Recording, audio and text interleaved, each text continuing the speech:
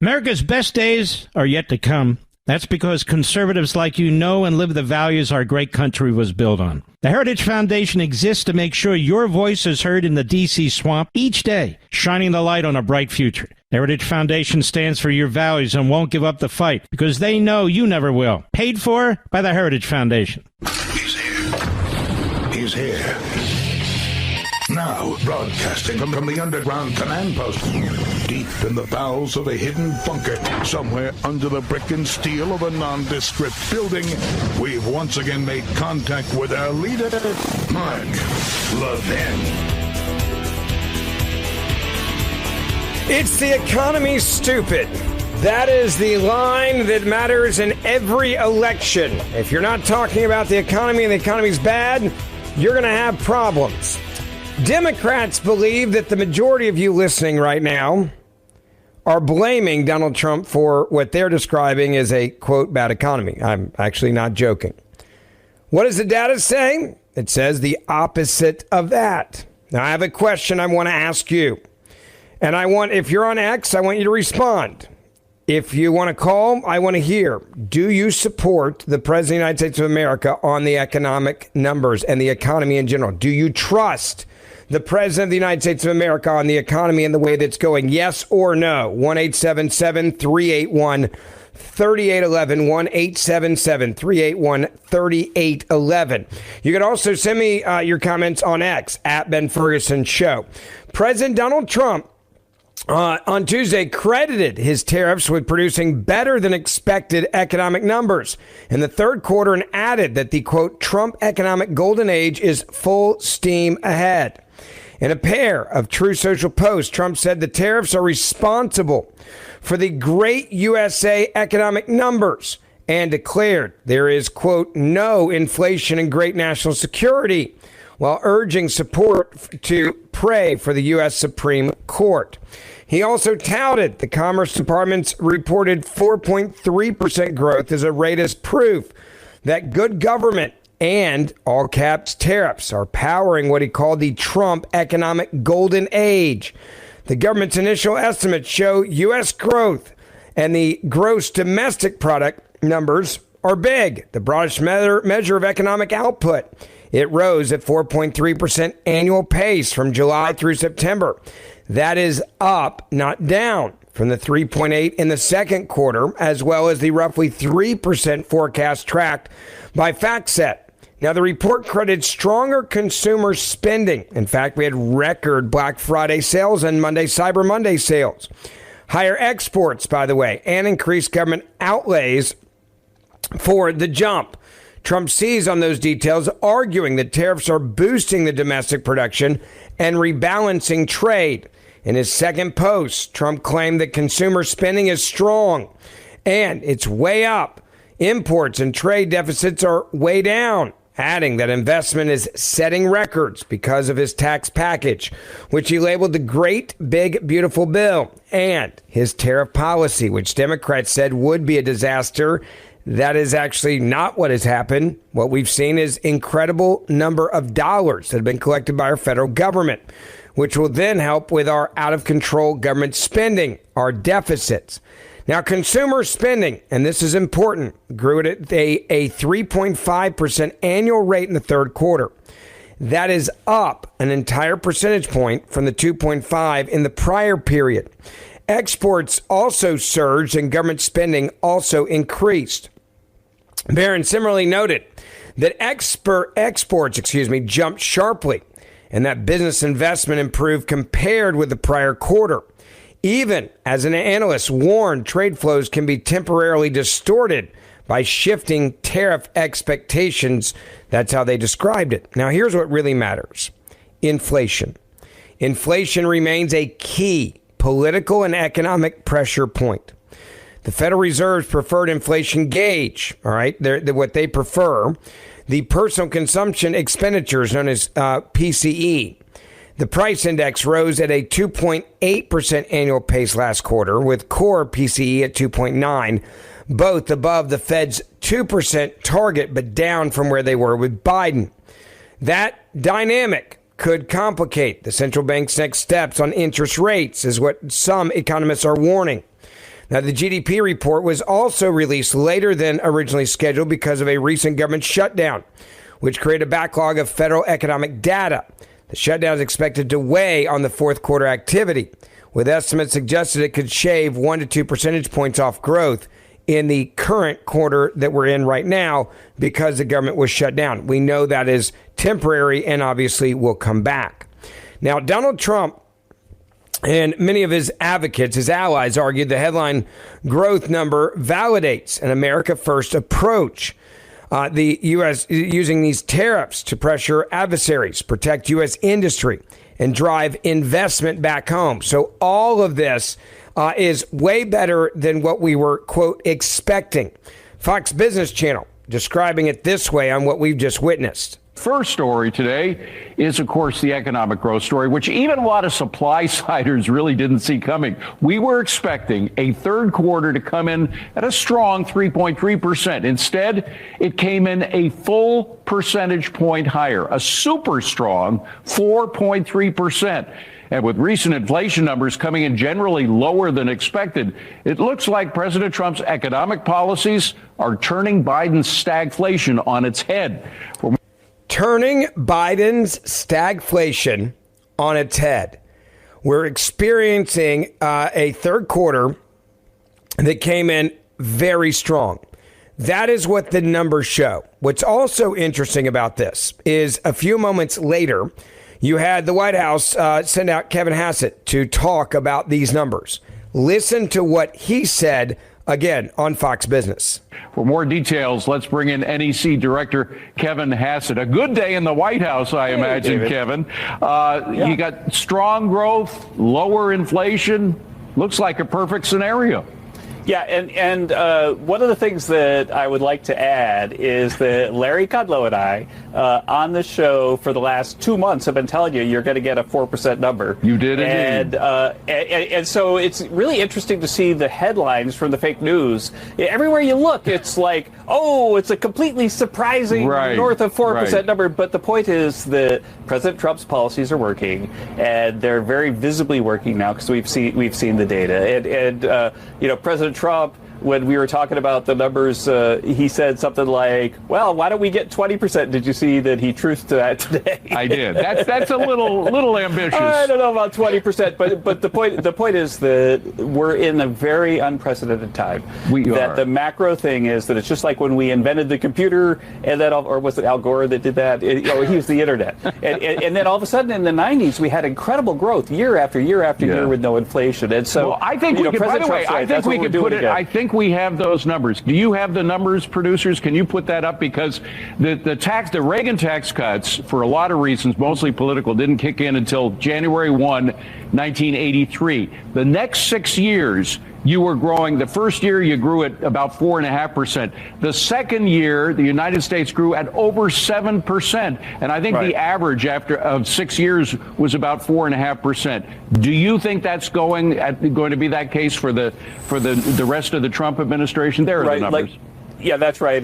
So what happened with the Reagan numbers is an example, but there was a second example. So Reagan did it with tax policy, and then it happened in the late 90s, really because computers made everybody more productive. The thing about what President Trump intuits, which is true, is that we've got both of those.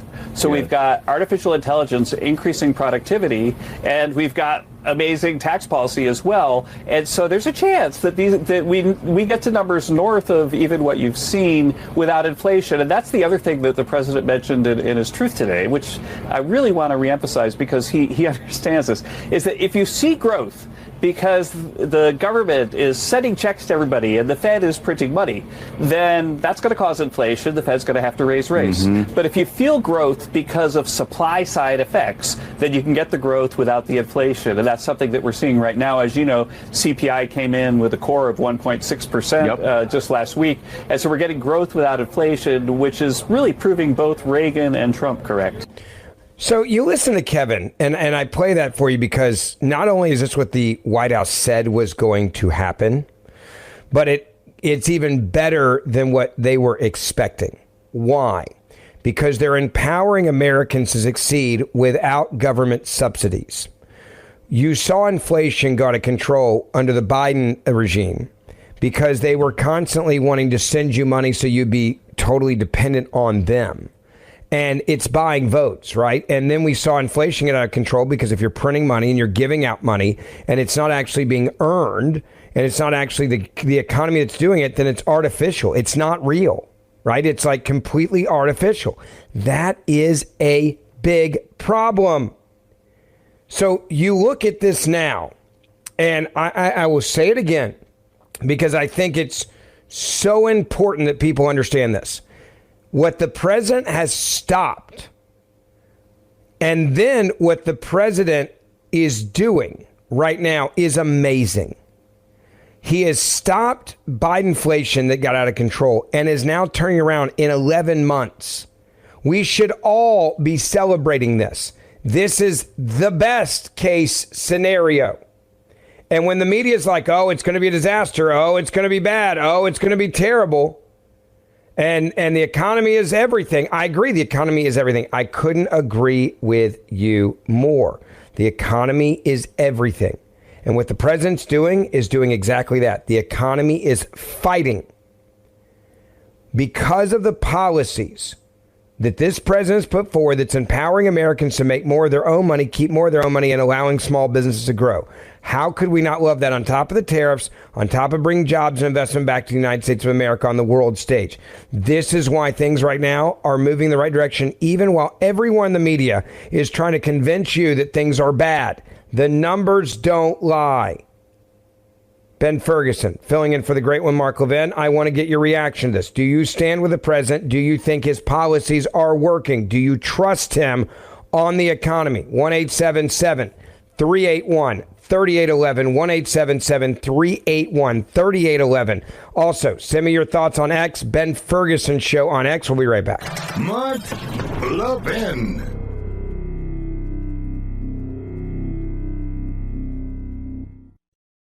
Folks, I have a question for you. Do you believe America's best days are still ahead? With the 250th anniversary of the signing of the Declaration of Independence coming up in less than a year, my friends at the Heritage Foundation are taking stock of the current situation, and they need your input. They've launched a survey on America's future to gauge how Americans feel right now about where we are as a nation and where we're headed in the next 250 years. You know, for decades, your American values have been under attack, but now, with President Trump's administration in office, we have an opportunity to turn the tide and usher in a new golden age for America. But the Heritage Foundation needs to hear from you. What policies do patriots like you most care about? What do you believe are the defining principles of America? What legacy do you believe we should pass on to the next generation? Please visit heritage.org/Levin today and share your feedback and help shape the future of America. That's heritage.org/LEVIN. Paid for by the Heritage Foundation.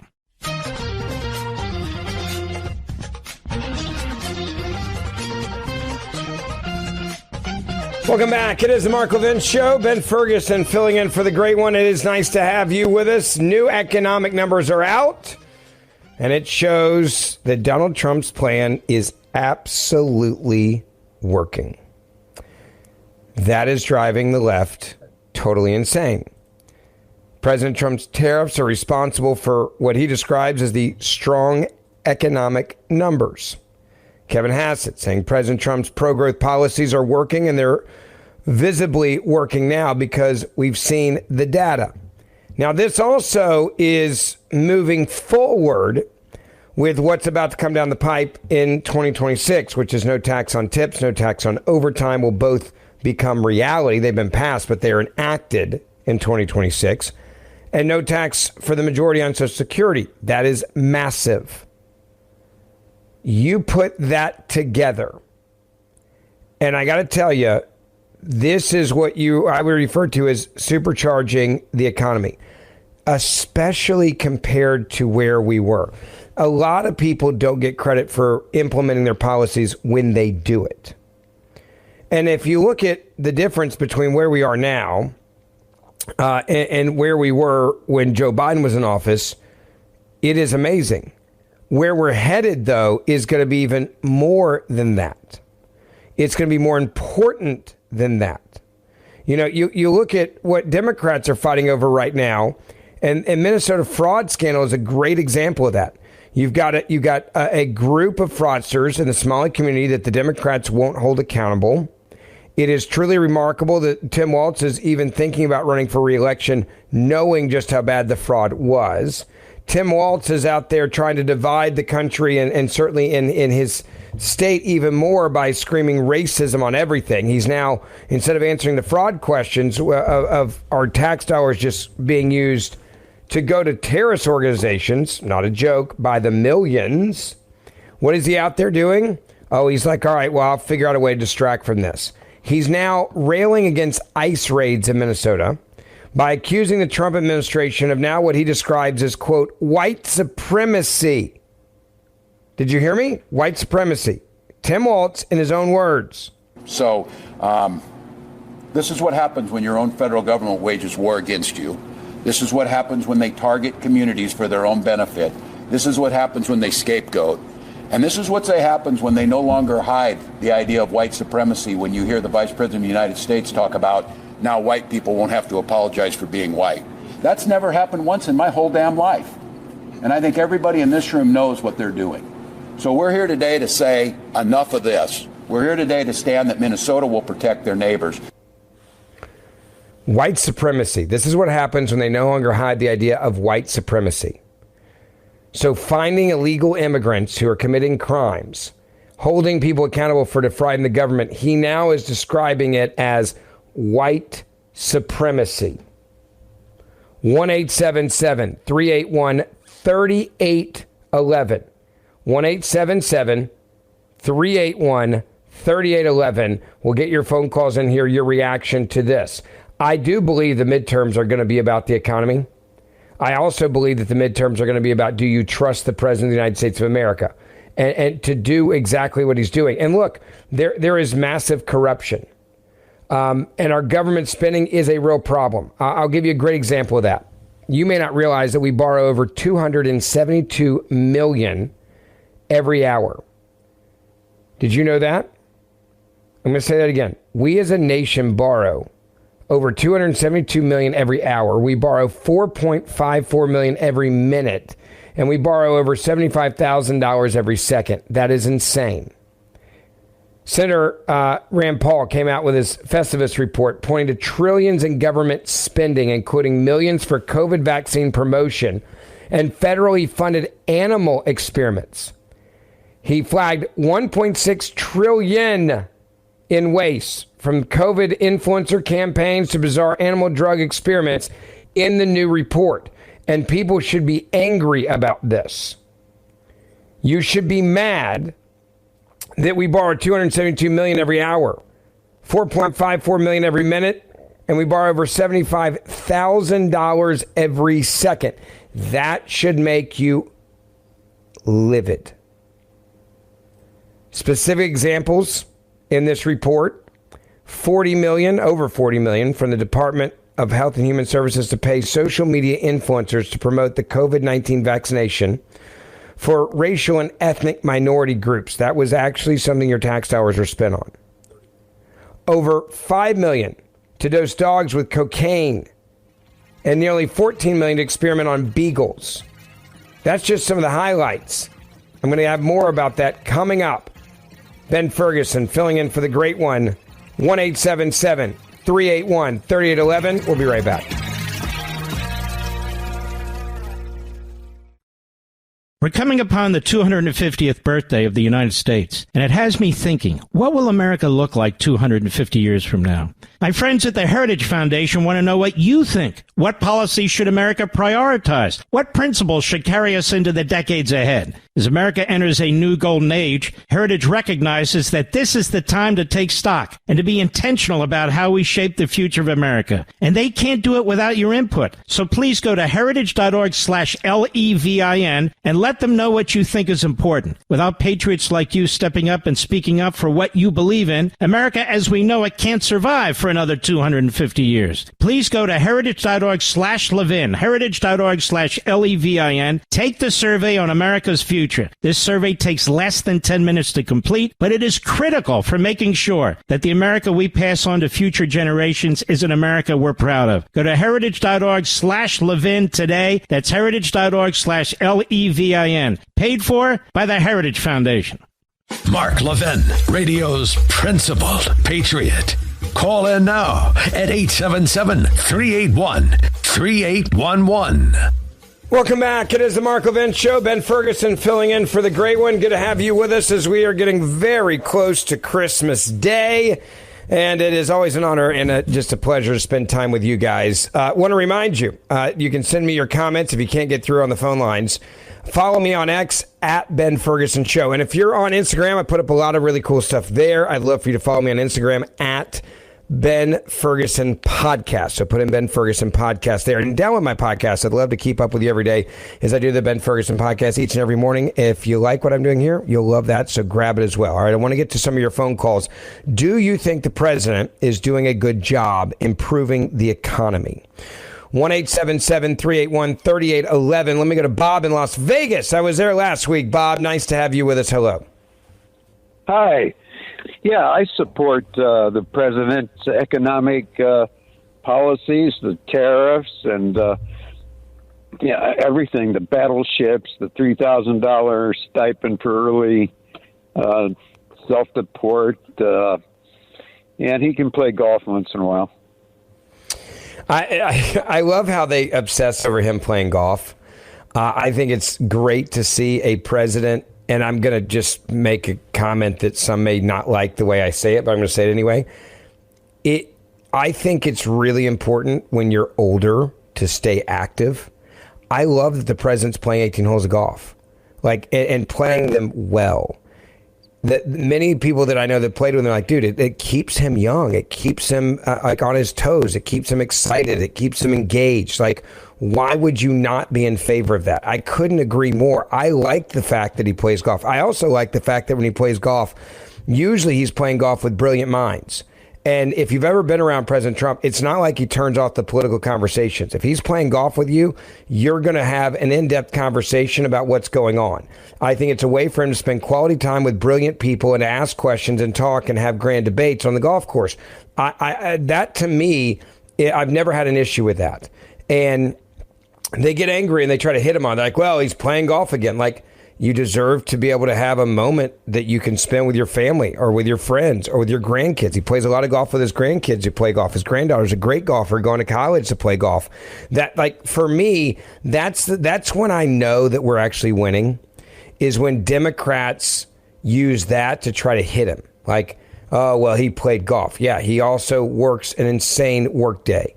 I couldn't keep up with him. Most people around him have a hard time keeping up with him. He's getting things done for Americans. If you're getting things done with Americans, please take a semi-break. Please take a semi-break. I'm fine with that. Yeah. Oh, I'm his age. I don't know how he does it. I'm 6 months younger. He was born in June of 46. I was born in January 47. Yeah, I don't know how he does it. Man, oh, man. It's amazing. I'm so glad that he was elected and the election didn't go the other way. My God, that's horrible to think about. But, yeah, I support him all the way. I appreciate the phone call. Thank you, sir. It's good to talk to you. 1-877-381-3811. Let me go to Tim in Arkansas. Tim, nice to have you on the Mark Levin Show. How are you? I'm doing great, man. Tim, I'm gonna. This is 2 days before Christmas, and I'm gonna hijack this conversation for 20 seconds. So this is very important how you answer this. Are you ready? Okay. Are you a duck hunter? A duck hunter? No, I didn't. Oh, Tim, you live in duck hunting heaven in Arkansas. How could you not do this? Next time, lie to me. Tell me you go into the Stuttgart area and you shoot ducks. That's just a hashtag America, okay? I was trying to pump you up here to the audience. Fine, we'll go back to politics. But if anybody else calls from Arkansas today and I take your call, you just lie to me, okay? Get me excited about some duck hunting. Anyway, go ahead, Tim. Well, I just wanted to share. Yes, I trust President Trump. We were on a runaway train headed off of a cliff, and you don't stop or turn a train on a dime. People are going to have to be patient and let him do his thing and not react to short-term things. For example, today I got notice that our health insurance went up $160 a month. Well, when you're on a fixed income, that's a heck of a blow.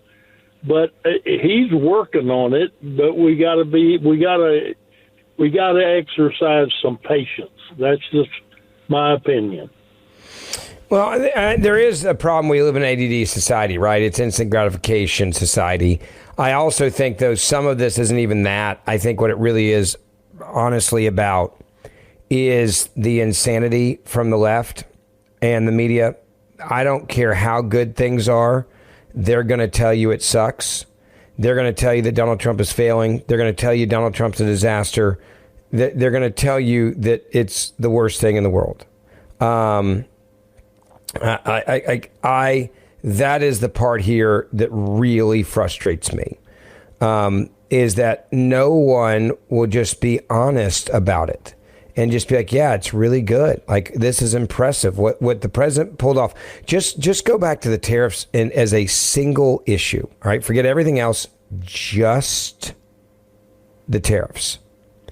If you look at the tariffs, the entire media apparatus and the Democratic Party said over and over again that we were going to have empty shelves for Christmas. That didn't happen.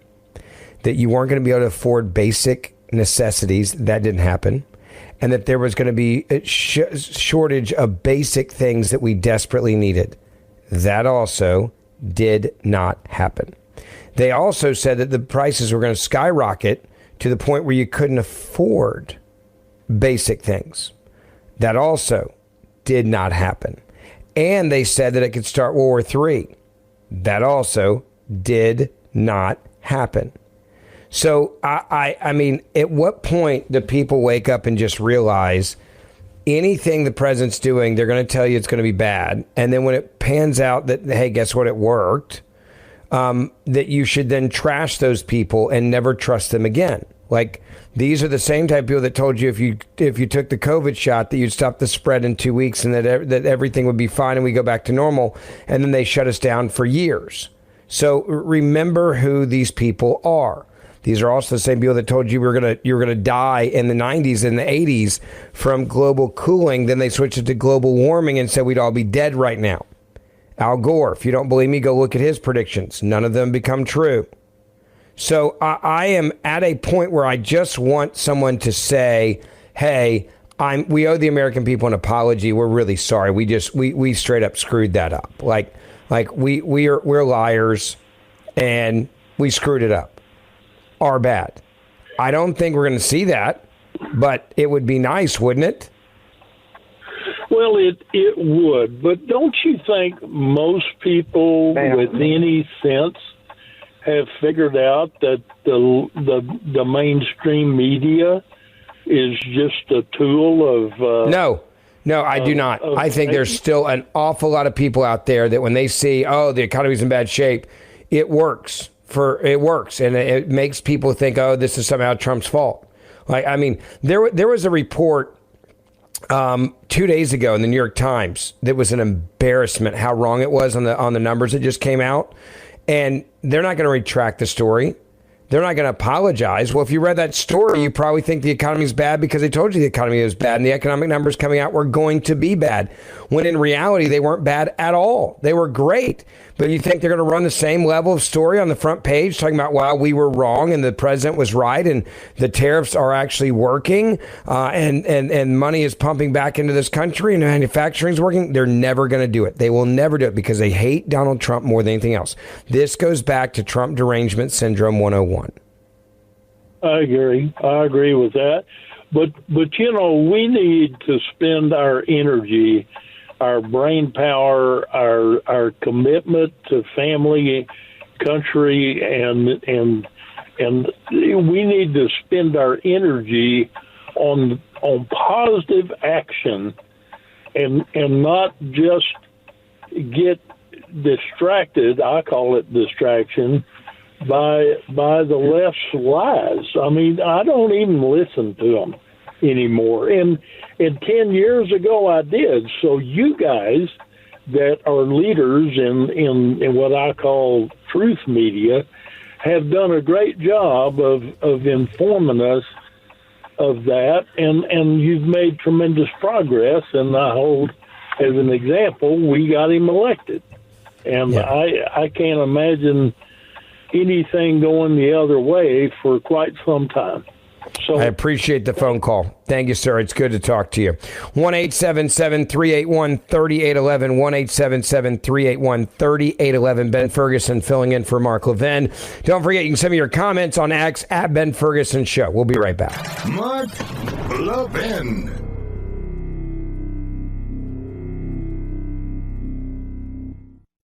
Folks, I have a question for you. Do you believe America's best days are still ahead? With the 250th anniversary of the signing of the Declaration of Independence coming up in less than a year, my friends at the Heritage Foundation are taking stock of the current situation, and they need your input. They've launched a survey on America's future to gauge how Americans feel right now about where we are as a nation and where we're headed in the next 250 years. You know, for decades, your American values have been under attack, but now, with President Trump's administration in office, we have an opportunity to turn the tide and usher in a new golden age for America. But the Heritage Foundation needs to hear from you. What policies do patriots like you most care about? What do you believe are the defining principles of America? What legacy do you believe we should pass on to the next generation? Please visit heritage.org/Levin today and share your feedback and help shape the future of America. That's heritage.org/LEVIN. Paid for by the Heritage Foundation.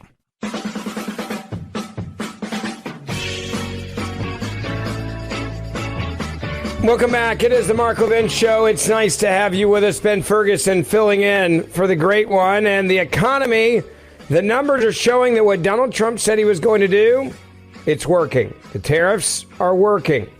Wall Street hitting more highs this week. People having more money in their retirement accounts than they've ever had before. Oil and gas prices low. But the president said he is not done yet. He wants there to be more. And he believes that there is more that can be done moving into the new years. So, what does this mean moving forward? I believe we should trust the president and where he's going. So far, I think what he's done has been truly incredible. Pulling us back from the brink is incredible. It is important that we allow the policies to work. That's something many Democrats disagree with. They want there to be pain, suffering, and a real disaster. So let's get to your phone calls. 1-877-381-3811. 1-877-381-3811. Let me go to Dennis in New York. Welcome. You are on the Mark Levin Show. Ben Ferguson with you. Hi. Yep. Hi, Dennis. Go ahead. Hey, hi. Yep, I disagree. I think that Trump's economic policies right now are not aiding the individual. They're aiding the corporations, right? Low-cost money provides inflationary cycles. So he's a builder. Low-cost money, his buildings are priced higher right after he builds because of the inflationary that he built in with the low-cost money, not helping the little folks. So when you see the GDP numbers where they are, you see home prices dropping, rental prices dropping, gas at the pump. I got premium unleaded for under $2.50 a gallon yesterday. You think that's not helping? No, I do not. No, what happened? We're getting the decrease in prices of things that have already been inflated. So they're coming back to a pre-inflationary cycle. Not close, but they are dropping down toward that. Less demand and housing. So then, let me ask this: what would you actually say would be something you get excited about? Is it $1 gas? Like, would that give you where you're like, okay, I'll give some credit, or no? Well, listen, dollar gas is what it'll do is fine. It'll be cheaper for people to travel around. Absolutely. It should lower the cost of goods and services, but it does not. It does not. Hold on. That's not. Whoa. That's not true. I buy a lot of things that have to be shipped with different businesses that I'm a part of, and the price of shipping has dropped over the last 9 months in a way that is, I mean, to my bottom line, thousands and thousands of dollars a month. to my bottom food line hundreds and hundreds of dollars a month plus. It has not gone down. All right, there's a lot of bully. So let me ask you this. Let's cut to the chase. It sounds like you more or less just don't like Donald Trump. Oh, absolutely. I've been a Trump supporter since I've known Donald Trump since he's a young man in New York. I'm from New York. I'm from Brooklyn. But if this isn't good news, having inflation go down, unemployment low, prices at the pump going down compared to where they were at $5 a gallon, and you're saying it's not good enough. I don't know what there could be that he could do for you that would be good enough. I don't know which market that unemployment is down when people that are not applying for jobs anymore because there are no jobs to apply for. All right, the younger folks, medium-term, medium-age folks, anybody who is looking for a position right now in the job market is not getting one. Corporations are not filling slots that are opening up by retirements or leaving at all. And if you know anybody in the job market that says that's wrong, I'd love to speak to them. I'm looking right now online. If you go to ZipRecruiter right now and you're saying there's no jobs available, I got to tell you, like, that's just not true. I'm looking at jobs right now that are available in the $100,000 to $200,000 to $300,000 categories. Nothing. You're talking about lower paying jobs, down on the cycle. Nothing up. Hold on. So wait, let me get this right. So you only care about the top 1%, is how Democrats would describe that. The top 1%? No, what do you mean the only top 1%? If you're making $100,000 or $200,000 on Long Island, you are not in the top 1% of anything. You're in the middle class, maybe. All right, so this top 1% based upon just an economic number, that's baloney. Again, I'm in shock at what you're saying based on reality, because what you're saying seems to be like political talking points. It doesn't seem to be based in reality. Whose reality are you speaking of? The numbers. I'm thinking of the average American right now. I mean, look at. I mean, what when you say you want wage growth, like, how much do you want the wages to go up for you to be happy? What does that look like? I think that the wages should be to the area that you're living in. There should be a job supply of those that are qualified for the jobs. And there are very few jobs, very few. I'm looking at the jobs as we speak. I don't understand where you're getting your data from. Okay, and then I will give you. Let me go this. The average earnings increases over the last year have been 4 to 4.6%. Yeah, and those average reply to what? Which jobs? That's real wage growth. That's across all sectors, sir. Hold on. As of all sectors. Fast-growing sectors where we've seen even bigger is childcare, significant year-over-year increase, 4.8%. Data indicates, and again, I'm going to the jobs report, that the median wage gain, so the average in the middle, okay, so not just poor people, as you described earlier, or lower-paying jobs, is 4.6%. So, I mean, again, I deal with facts here. The facts say you're selling propaganda, the same propaganda the New York Times got busted for 2 days ago, for selling out there that's not based in reality. Ben Ferguson filling in for the great one, Mark Levin. We'll be right back. This segment of the podcast is exclusively sponsored by Pure Talk. Pure Talk offers great coverage and can save your family money on your wireless bill every single month. Go to puretalk.com to find the plan that's right for you. Thank you again for listening, and thank you so much for this sponsorship, Pure Talk. He's here. Now, broadcasting from the underground command post, deep in the bowels of a hidden bunker, somewhere under the brick and steel of a nondescript building, we've once again made contact with our leader, Mark Levin. Our 2, Mark Levin Show. Ben Ferguson filling in for the great one, and it is really nice to have you with us. President Trump ran on getting rid of waste, fraud, and abuse within our government. It's something that we know has been rampant for quite some time. But we're finally starting to witness some of that waste, fraud, and abuse disappear. We know a lot of it was done when Doge was started, with Elon Musk being in charge. But the journey is still a big one. The battle is still an uphill battle. And the government, we now are learning, has funded a lot of things that are going to make you want to beat your head against the wall. The government has funded experiments that dose dogs with cocaine. You're paying for that. Also, your tax dollars are paying to force ferrets to binge drink. Those are just some of the highlights coming out from Senator Rand Paul's Festivus report released. By the end of the year, he wants you to know every year what your dollars have been going for.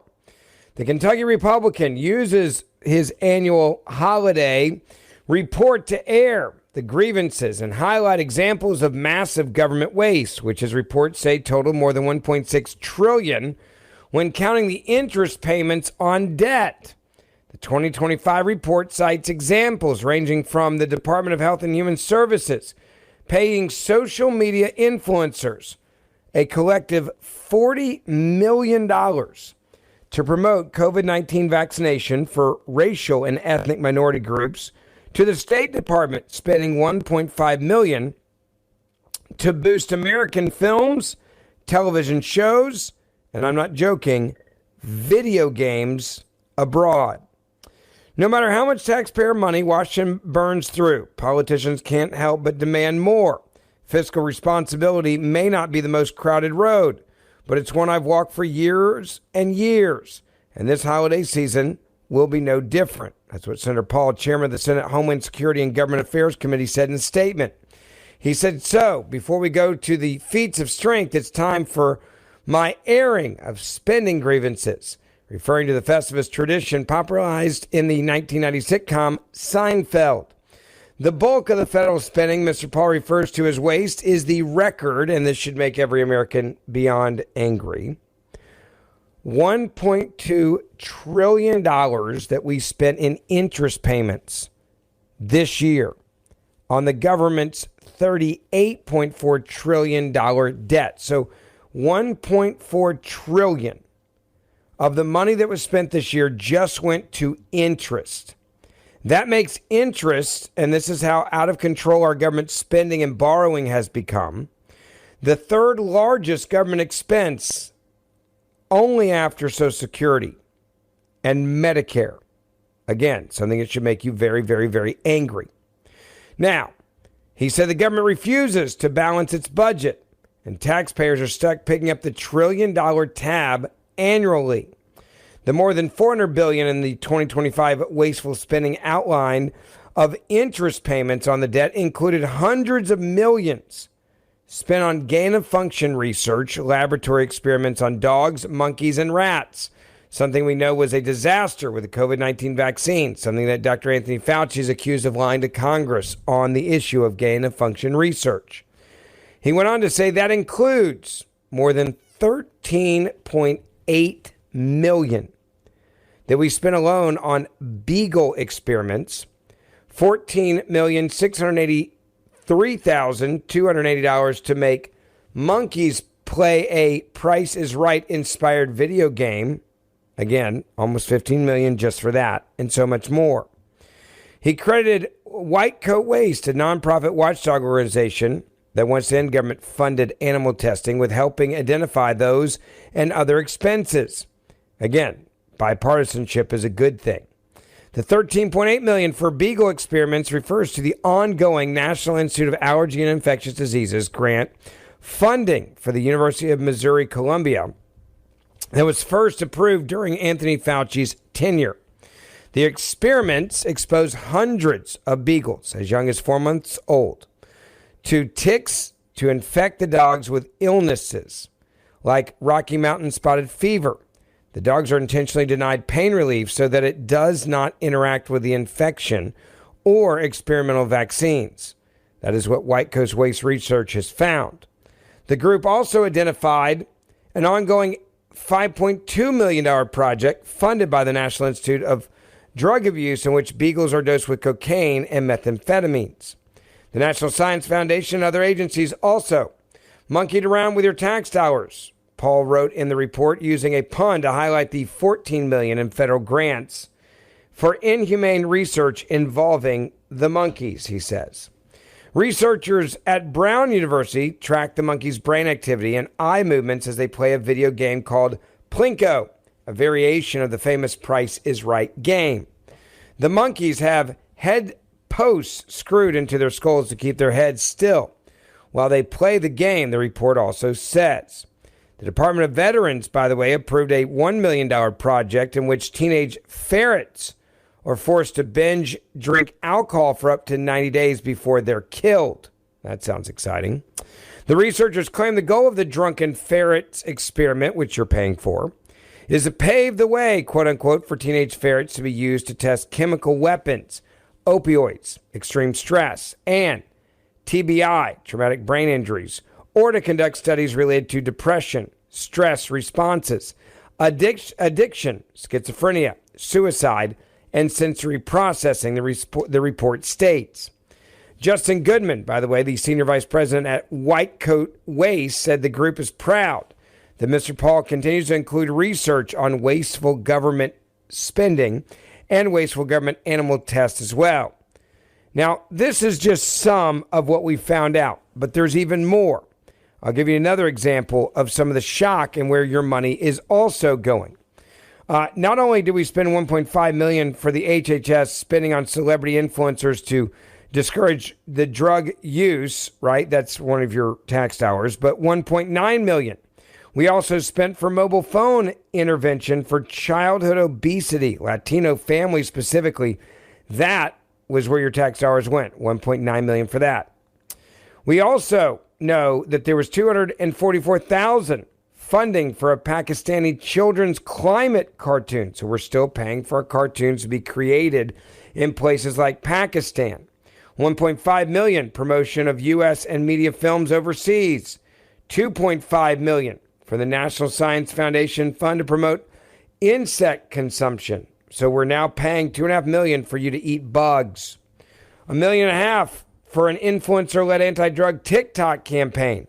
$40 million for COVID vaccine promotion after the pandemic had already ended. Let me say that again. Your tax dollars this year, we spent $40 million to promote the COVID vaccine even after the pandemic had ended. $20 million. Controversial experiment involving all the ferrets, the dogs, the monkeys I mentioned a moment ago. $3.3 million for anti-racism campus program at Northwestern University. $3.3 million of your tax dollars for that. $7.5 billion with a B allocated to EV infrastructure, electric vehicle infrastructure, but only 68 charging stations have been built. So we spent $7.5 billion on 65 charging stations. Again, another example of the corruption in our government. Another 22.6, not million, but billion, spending on migrant benefits. So if you want to know what illegal immigrants are costing you at the bare minimum, $22.6 billion, which we had to borrow the money. And now, once we borrow the money, now we're spending that over $1 trillion a year on interest payments alone. Now, the report also combines government spending deemed wasteful with categories some may view as improper and insufficient, is what the left says about this. They say, well, you know, there's a lot here that you don't understand, right? All right, well, let's go to this. Another example. The Department of Health and Human Services approving a $2.1 million 4-year project where New York University researchers plan to camp outside EDM festivals to collect saliva samples to test for over 1,000 drugs. Quote, perhaps we don't need a multi-million-dollar rave reconnaissance mission to confirm that nightclub drugs are in fact drugs, is what was said by Senator Paul. HHS is also giving $2.9 million to the University of Michigan to investigate a mystery that had baffled absolutely no one, whether toddlers spending all day on iPads might affect their development. Now, these are just some of the highlights of your tax dollars, waste, fraud, and abuse being brought to light. The question now is, how do we get rid of it? And what does the president plan to do on that issue? I'll give you some of that coming up in a moment. Ben Ferguson, filling in for the great one, Mark Levin. We'll be right back. Mark Levin.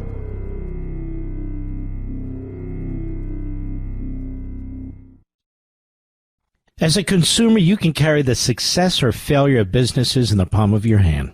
Their success can depend on your decision to spend money with them or their competitor. Well, my friends at Pure Talk would like to say thank you from the bottom of their hearts for choosing Pure Talk for your wireless needs. Because of you, they've had a record-breaking year. Because of your generosity through their Roundup for Charity program, they've been able to donate over $500,000 to America's Warrior Partnership, who stands on the front lines of helping to prevent veteran suicide. Your patronage has allowed Pure Talk to donate 1,000 hand-sewed Made in America flags to your fellow veterans. And when you choose Pure Talk as your wireless provider, you help Pure Talk support American jobs right here in our country. Like I said, as a consumer, you have the power to make or break companies. And with the money the big wireless guys throw around on advertising, you're inundated with offers everywhere you look. So from everyone in the Pure Talk family, thank you for your trust, and God bless you.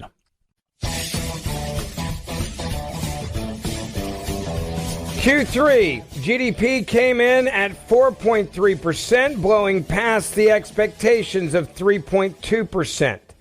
60 of 61 Bloomberg economists got it wrong. That part of what President Trump posted earlier today. Consumer spending is strong, net exports are way up, imports and trade deficits are way down, and there's no inflation. The president said the Trump economic golden age is full steam ahead, and you haven't seen anything yet. That literally being signed by Donald J. Trump.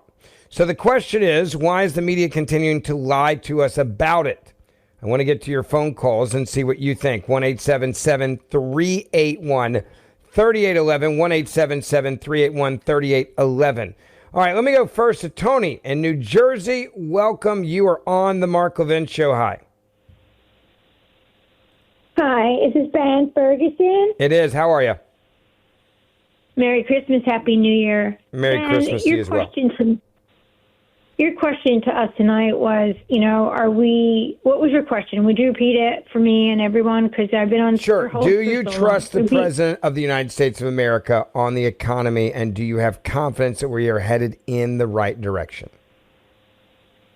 So I'd have to say yes. And if you ask me why, I'll tell you my story just in 2 seconds. When President Trump was in office, I was working, and in his year 2019, which was his almost last year, I retired.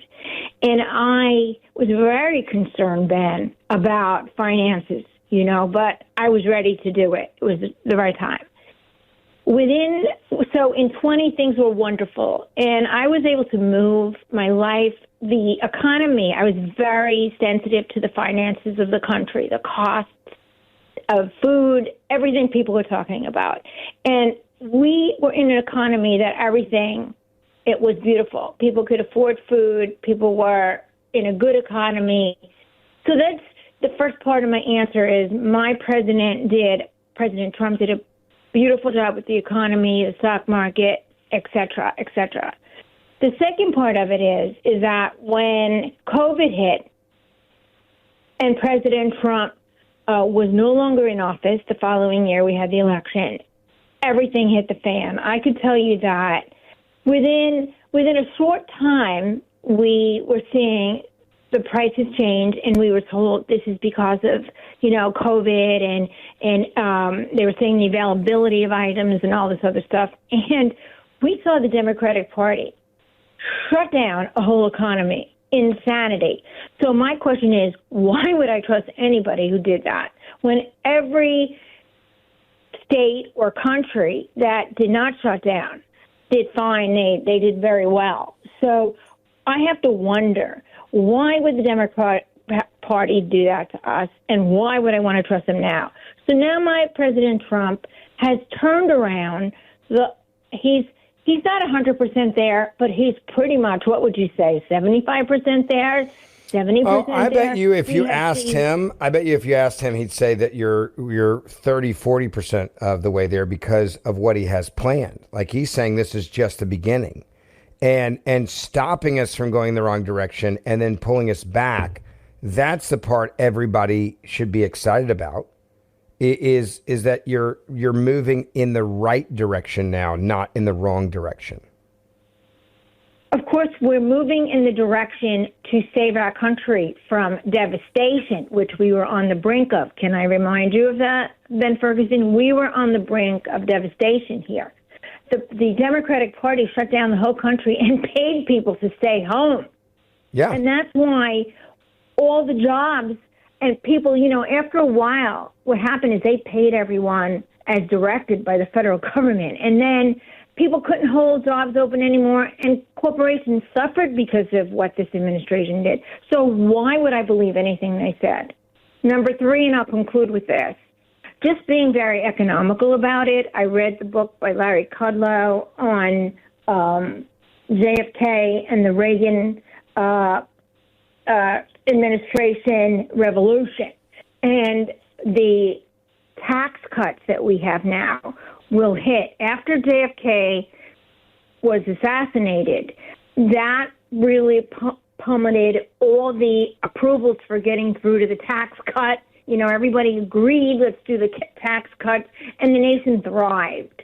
So the tax cuts are going to help us, economically. Research shows it. That's proven. Number two, we had a president named McKinley who was assassinated, and he did tariffs, and that benefited the country. So President Trump is doing nothing then that hasn't been done by other presidents and has worked well for our country. Yeah, Number three, I agree with you, and I appreciate your phone call, because I think what this boils down to is you have a president that's saying it's a multifaceted approach. I mean, I know people in the oil and gas industry right now that are actually very frustrated.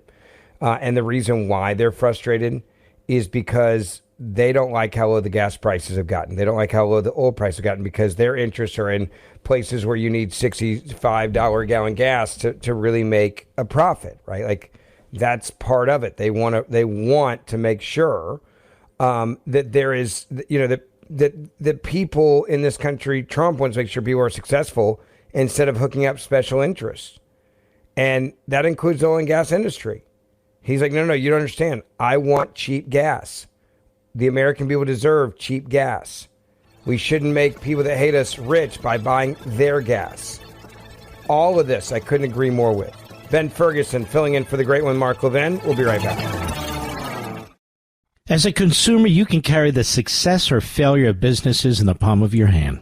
Their success can depend on your decision to spend money with them or their competitor. Well, my friends at Pure Talk would like to say thank you from the bottom of their hearts for choosing Pure Talk for your wireless needs. Because of you, they've had a record-breaking year. Because of your generosity through their Roundup for Charity program, they've been able to donate over $500,000 to America's Warrior Partnership, who stands on the front lines of helping to prevent veteran suicide. Your patronage has allowed Pure Talk to donate 1,000 hand-sewed Made in America flags to your fellow veterans. And when you choose Pure Talk as your wireless provider, you help Pure Talk support American jobs right here in our country. Like I said, as a consumer, you have the power to make or break companies. And with the money the big wireless guys throw around on advertising, you're inundated with offers everywhere you look. So from everyone in the Pure Talk family, thank you for your trust, and God bless you. The Mark Levin Show, the pool feed for the conservative media. Dive in now. 877-381-3811. All right, welcome back. It is the Mark Levin Show. Ben Ferguson filling in for the great one. During the holidays, we all are about, at least I am, and I think probably the majority of you, spending time with your family, right? Your kids, your grandkids, your loved ones, your family members. You may not realize, but there are an awful lot, unfortunately, of people out there that they don't have their kids. They are kids that are lost. They are kids that have been abducted. They are kids that have been forced into sex trafficking and slavery. There are a lot of parents out there that have kids that have been kidnapped that are exploited. Thank goodness this administration is fighting hard to bring those kids back home, to get them out of these horrible conditions. A lot of this was because of minors that we released to people that we did not vet in this country with our wide open southern borders. That's part of the problem and what many people should be very angry about. Now, I say that to play for you some of the successes that we're having that aren't getting the coverage. This is coming out of Fox 10, local news coverage, talking about missing children that were found across Florida and what they referred to as Operation Northern Lights. This was not happening under the last regime, but this president has made it clear we will hunt you down and find you, and we're going to find the children. Well, they found 43 missing children in Florida so far in Operation Northern Lights, and here's how the local media covering it, the national media not touching it. And you got to ask yourself the question, why? This video, taken by the Leon County Sheriff's Office in Florida, shows federal agents and law enforcement officers working behind the scenes to rescue dozens of critically missing children. This was the largest missing child operation ever conducted in northern Florida, and we're very proud to say that 43 children will now be home safe for the holidays. According to the U.S. Marshals, through Operation Northern Light, children ranging from 1.5 to 17 years old were reunited with their families. Of those include a 1, 15, and 17-year-old missing out of Okaloosa County. The 1 and 17-year-old were rescued by U.S. Marshals outside Jackson, Mississippi. The agency says one person was arrested for interfering with child custody. The U.S. Marshals say the 15-year-old and the child's abductor were found in Ocala. The adult was arrested and charged with interference with child custody. Greg Legedal, acting U.S. Marshal for the Northern District of Florida, say the children that were saved were critically missing, meaning they were at risk of violent crimes or other serious harms like drugs, sexual exploitation, domestic violence, or crime exposure. During the course of the operation, we ended up recovering children from multiple states, including Tennessee, Mississippi, and Louisiana. We had a lot of these cases that could potentially lead to charges of human trafficking, of interference with child custody, and just a lot of really, really bad situations that these children had found themselves in. Legedal says this wouldn't have been possible without the help of state law enforcement and local agencies, including Pensacola PD. Legedal says the biggest takeaway from this operation is to always know what your child is doing, who they are associating with, and be involved in their lives. By the way, where was this help in the last administration? You think about those 43 missing children that are now going to be reunited with their families for the holidays, who are, as they described it, critically missing, meaning they were at risk of violent crimes, serious harm like drugs, sexual exploitation, domestic violence, or crime exposure. Why is it the last administration completely looked the other way? They didn't care. They wanted to fundamentally change this country. They wanted to bring in as many illegal immigrants as humanly possible. And the reason why they wanted to bring them in is simple.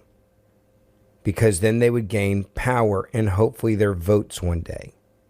They would gain the votes of their friends that can vote.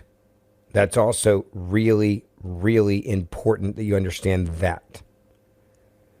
And this goes back to, I think, the President of the United States of America saying we're going to find these kids. We're not going to look the other way. We will find them. We will protect them.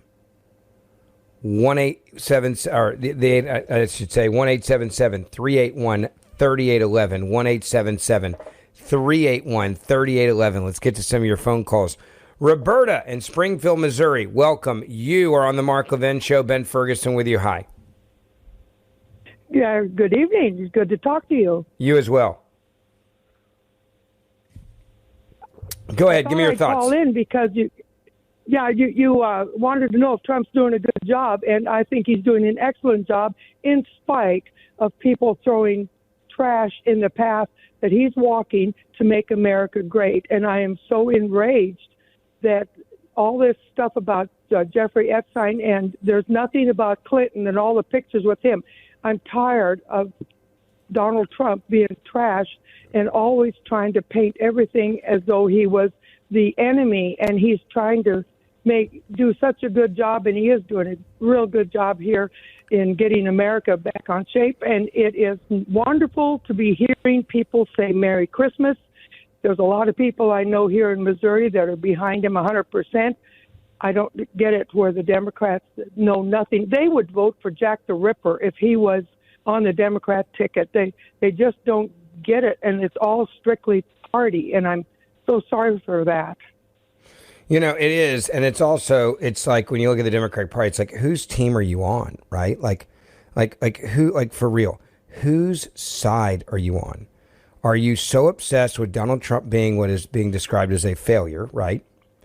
That you do know you're rooting against the American people making it. You're rooting against the American people succeeding. You're rooting against children living a great life, living a good life. That's part of this that I really do think that people should talk about more often is what are they actually rooting against? Right? Like really, what are you rooting against? You're rooting against the success of the American people when you say that the economy is bad and you don't want to fix it. That's what you're doing. And so I believe that we're in this moment where we should call it out for what it is. You hate Trump so much that you want Americans to suffer, live in poverty, live in high crime, so that you can then say this is Donald Trump's fault because you care more about power than the American people succeeding. Middle-class Americans succeeding. And especially poor people succeeding. I appreciate the phone call. Thank you. 1-877-381-3811. Let me go to Anita in Grantville, West Virginia. You are on the Mark Levin Show. Ben Ferguson filling in. Hi. Hi. It's Anita back. Can you hear me okay? Yeah, I can hear you just fine, Anita. Go ahead. So, do I need to go over what I previously said? Anita, we've got a bad connection here, so we'll try to get you back, but we got a humming noise, and it's hard to hear you, so we'll try to get you back. Let me go to Chris in upstate New York, line 3. You're on the Mark Levin Show. Hello. Yes. Especially poor people. Chris, if you turn on your radio so we don't get the refeed, I'd appreciate it, and go ahead with your thoughts. Okay. What I was saying, I was listening to the gentleman who called earlier about the average person not really feeling any price discounts, and it's true. For people who live and earn maybe $150,000, and maybe there's only one person working, it's not happening. Maybe the eggs went down a little bit, gas went down a little bit, but electric, food, health care, it's over the top for the average person. And I'm a Trump supporter, I'm not a Democrat. I like what he's doing, but we just need to feel it. And I don't know if it's just going to take time or what, but that's what something needs to be done for the people that live, under these conditions. So how fast do you think all of those things should be able to be fixed? Because, I mean, we are talking about a president that got there. He's been there less than a year. Do you feel like in the last year he's moving you in the right direction? Yes, I do. Absolutely. Okay, so you're saying you are working, you are moving in the right direction. I'm willing to stick with you, but you want it to get better. Yes. Yeah, so that I can go to the grocery store and not pay $150,000 for two people in a week, and my electric bill is $350 a month. It's maybe it's because we're in New York, but it's just harder. It's like we're feeling the effects, but I mean, things are going down, but we're not feeling the drop. That's what I'm trying to say. But I'm glad. I believe he's for the people. He's doing it, but I think he just needs to look to the average person and what they're going through. All right. I'll see what others think, and I appreciate the phone call. Thank you. It's good to talk to you. Let me go to Roberta. You're on the Mark Levin Show. Ben Ferguson with you. Hi. Roberta, we lost you. Let me go to Michael, line 1, Longview, Texas. Hello. Yes. How are you, Michael? Good. How are you? Doing well. Give me your thoughts. Go ahead. Oh, is this Mr. Ferguson? Yes, it is. You're on the air. Go ahead. I just noticed, when Tim Walz was speaking, that he was saying that the essence of it was that your government is waging war against you, and he was talking about ICE, right? Yes. And their job of removing illegal immigrants. And well, by the way, let me pause with you. Let me play this. It's 30 seconds long for people to know what you're referencing. Tim Walz railed against ICE raids in Minnesota, accusing the Trump administration of what he described as white supremacy. Listen. So this is what happens when your own federal government wages war against you. This is what happens when they target communities for their own benefit. This is what happens when they scapegoat. And this is what happens when they no longer hide the idea of white supremacy when you hear the Vice President of the United States talk about now white people won't have to apologize for being white. That's never happened once in my whole damn life. And I think everybody in this room knows what they're doing. So we're here today to say enough of this. We're here today to stand that Minnesota will protect their neighbors. $90 billion, what we're talking about in the fraud there. And that's what Tim Walz had to say about the government corruption. And countless mayors who've now come out, many of them Democrats, against him, saying what he did and the amount of money our communities lost because of what he did is out of control. Right. It's just a way to deflect. And, the white supremacy stuff is just a tremendous hyperbolic leap to go to that. I'm just going back to the root of the root of his premise in saying that it's your government, waging war against you. Well, it's not the illegal. It's not a government of the illegal immigrant, by the illegal immigrant, and for the illegal immigrant. It's not their government. It's our government, my government, and I don't feel like I'm having war waged against me. I appreciate the phone call. Thank you, sir. It's good to talk to you. 1-877-381-3811. Ben Ferguson filling in for the great one. You can also send me your comments on Instagram, Ben Ferguson Podcast. There on X, Ben Ferguson Show. And make sure you grab my podcast, the Ben Ferguson Podcast, wherever you get your podcast. You can listen each and every day. We'll be right back. Mark Levin.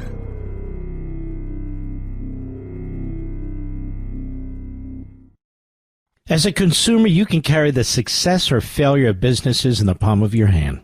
Their success can depend on your decision to spend money with them or their competitor. Well, my friends at Pure Talk would like to say thank you from the bottom of their hearts for choosing Pure Talk for your wireless needs. Because of you, they've had a record-breaking year. Because of your generosity through their Roundup for Charity program, they've been able to donate over $500,000 to America's Warrior Partnership, who stands on the front lines of helping to prevent veteran suicide. Your patronage has allowed Pure Talk to donate 1,000 hand-sewn Made in America flags to your fellow veterans. And when you choose Pure Talk as your wireless provider, you help Pure Talk support American jobs right here in our country. Like I said, as a consumer, you have the power to make or break companies. And with the money the big wireless guys throw around on advertising, you're inundated with offers everywhere you look. So from everyone in the Pure Talk family, thank you for your trust, and God bless you.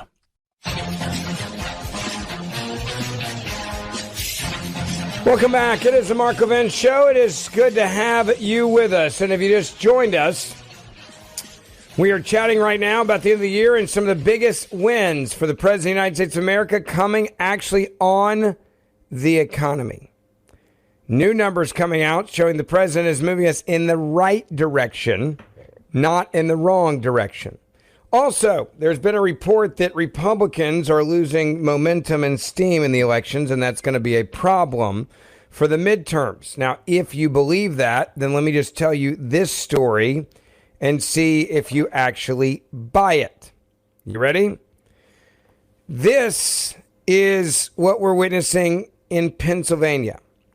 The GOP has netted 12,000 voter registration surge in Pennsylvania in 1 week as Democrat lead shrinks over time. A rapid shift in Pennsylvania's voter registration landscape has added to the Republican Party's long-term momentum in the state. This is a swing state.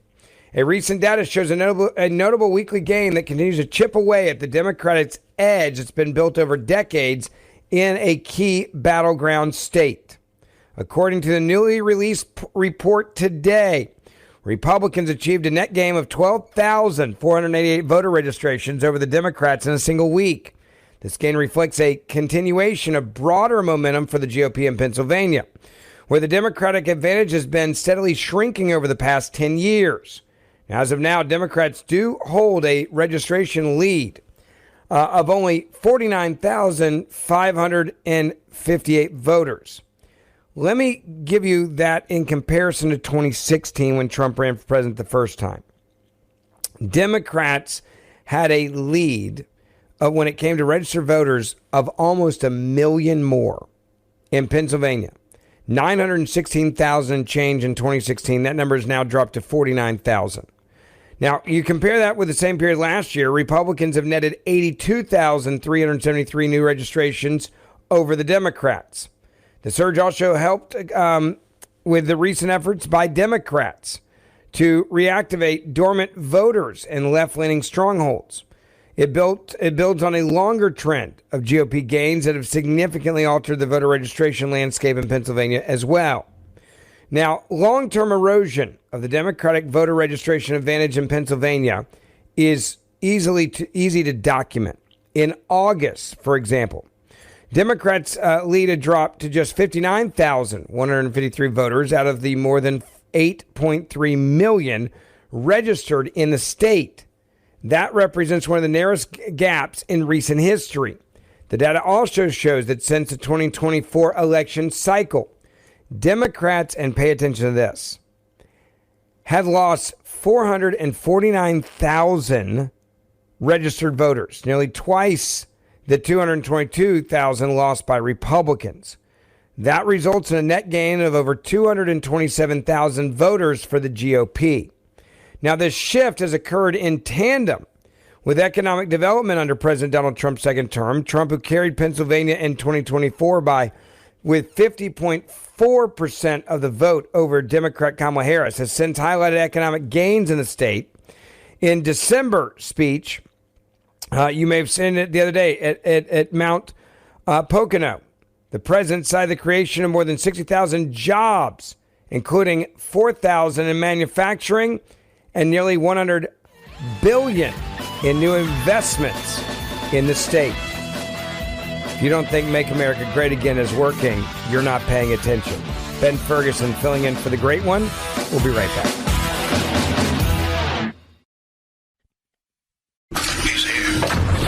He's here.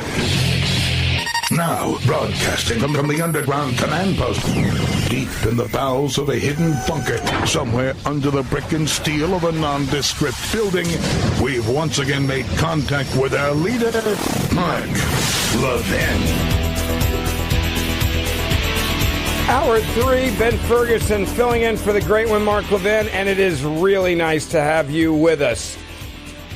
Where do we even start now when it comes to the victories that the president has given us and how the media continues to have egg on their face as they lie and they get it wrong? We also know that the president of the United States of America has had to fight other battles. That includes the legal battles that are coming at him, as Democrats will appeal on anything to the Supreme Court. Now, the Supreme Court has ruled against President Donald Trump's plan to federalize and send 300 Illinois National Guardsmen to the sanctuary city of Chicago to help protect immigration and customs enforcement agents from the violent rioters there. You got to understand, in Chicago and in Illinois, you've got a hardcore leftist radical governor in Pritzker who doesn't care that he was the death capital of America in Chicago. Now, in October, Trump had sought to deploy the National Guard to assist ICE agents, but a federal judge appointed by former President Joe Biden blocked the effort with a temporary restraining order. when the Trump administration asked the U.S. Court of Appeals for the Seventh Circuit to stay the judge's order, the panel of judges denied the administration's plea. That is when the Trump administration asked the Supreme Court to stay the federal judge's order so National Guardsmen could be deployed to Chicago. Well, this week, SCOTUS ruled in a 6-3 decision that the Trump administration, quote, has failed to identify a source of authority that would allow the military to execute the laws in Illinois, and therefore the administration's application for a stay was denied. Now, at the preliminary stage, the government has failed to identify a source, they say, of authority that would allow the military to execute the laws in Illinois. The president has not invoked a statute that provides an exception for this. Instead, he relied on inherent constitutional authority that, according to the government, allows him to use the military to protect federal personnel and property.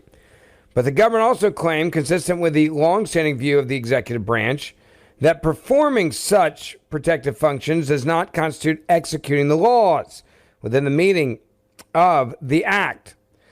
If that is correct, it is hard to see how performing those functions could constitute executing the laws. Under 12406-3, this court does not lightly assume that Congress silently attaches different meanings to the same term in the same or related statutes. Thus, at the least in this posture, the government has not carried its burden to show that this permits the president to federalize the Guard in the exercise of inherent authority to protect federal personnel and property in Illinois. We need not and do not address the reviewability of findings made by the president under 12406-3 or any other statute. The application for stay is denied.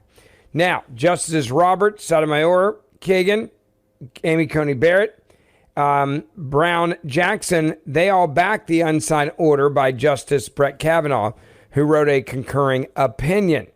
Justice Alito wrote a dissenting opinion, which Justice Thomas joined. The Justice Neil Gorsuch wrote a dissenting opinion as well, saying this: whatever one may think about the current administration's enforcement of the immigration laws or the way ICE has conducted its operations, the protection of federal officers from potentially lethal attacks should be thwarted, Alito wrote in his dissenting opinion. I therefore respectfully dissent. Now, this all goes back to the issue of if you are dealing with individuals who refuse to abide by the laws of the land and break the federal laws, should you as a citizen be held hostage in that scenario?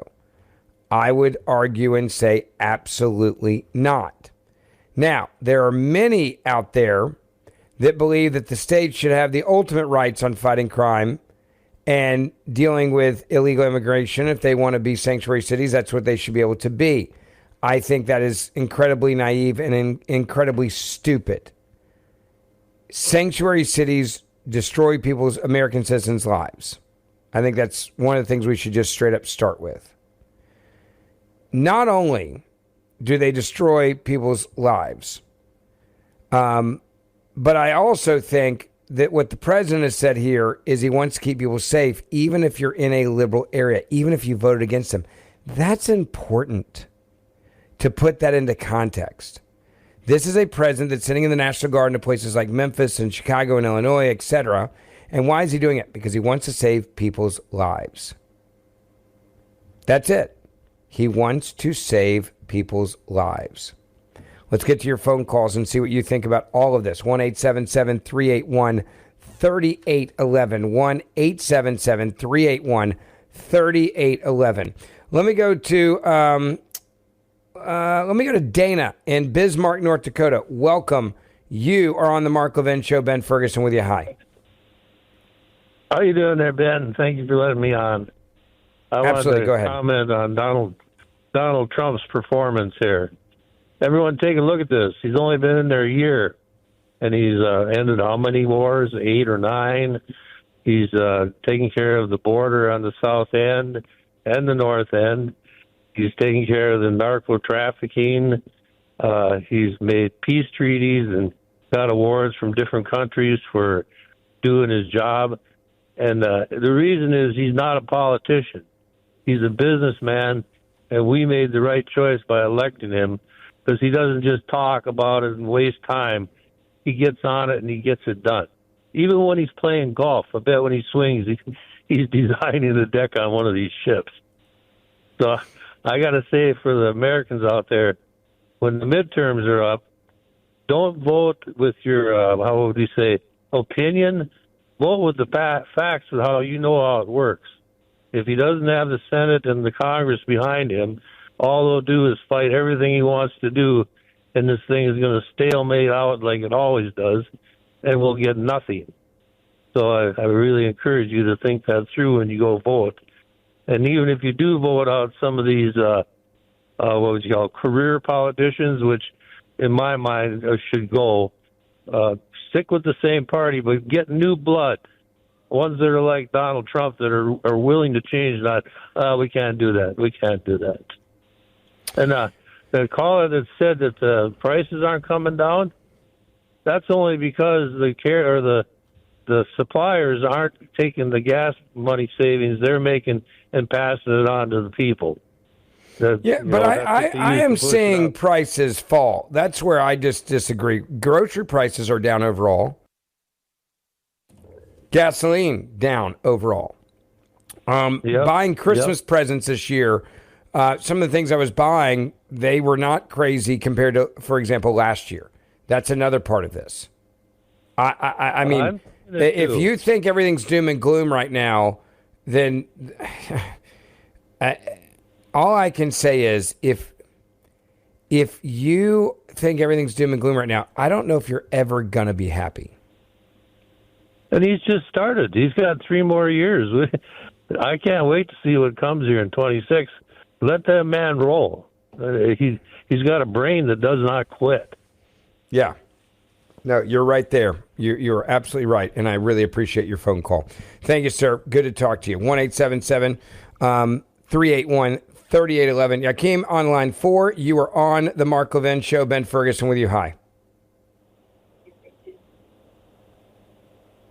Hakeem, you there? Yes, I am. Hi, go ahead. Okay. Hello, Ben? Yes, hi, I got you. Go ahead. Oh, you do? Okay, I'm sorry. For some reason, when I was on hold, I couldn't hear the show. It wasn't coming through. I really want to address that caller from Long Island. I'm a former Long Islander myself, and I moved out to Pennsylvania in 2001. And also, too, I've been a truck driver since 1981. And I actually watched the deindustrialization happened in this country from the seat of a truck behind the windshield, and it really was quite devastating.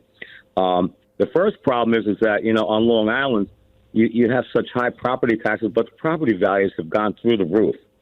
And at some point, probably it may wind up becoming unsustainable. And then to top it off, you have the exodus from New York of corporations, due to the policies of New York itself. What you're looking at is basically, the national economy versus, it's a local issue for Long Island and for New York State and for maybe other places like it. And even as far as things like groceries go, when you consider the costs of, especially in New York City, of all the tolls that are involved, the prices that a truck pays now, I can't even imagine. And so all these things compound to make it look like the economy is not doing so good out there. And I really want to also address the food price issue. We've had a number of catastrophic things occurring at food plants throughout the country over the last couple of years.